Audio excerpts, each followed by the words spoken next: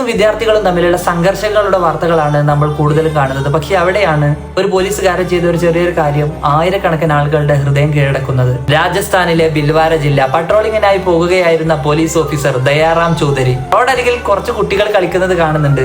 അദ്ദേഹം പെട്ടെന്ന് വാഹനം നിർത്തിയിട്ട് ആ കുട്ടികളുടെ അടുത്തേക്ക് പോകുന്നുണ്ട്. കുട്ടികളൊന്നും ഭയന്നിട്ടുണ്ടാവും, പോലീസ് സംഘം എന്തിനാണ് വരുന്നത്. പക്ഷെ അടുത്ത നിമിഷം ടിസ്റ്റായി ആ പോലീസ് ഓഫീസർ കുട്ടികളും ഒത്തിട്ട് കളിക്കുന്നുണ്ട്. ഓടിയും ചിരിച്ചും കളിച്ചും അവരങ്ങനെ സമയം ചെലവഴിക്കുന്നുണ്ട്. ആ നിമിഷം അവിടെ ഒരു പോലീസ് ഓഫീസർ മാത്രമല്ല, ഈ ഒരു മനുഷ്യനും കുറച്ച് കുഞ്ഞുങ്ങളും ഒരുപാട് സന്തോഷങ്ങളും ആയിരുന്നു. ആ വീഡിയോ കണ്ടപ്പോൾ വേറൊരു കാര്യമാണ് ഓർമ്മ വന്നത്.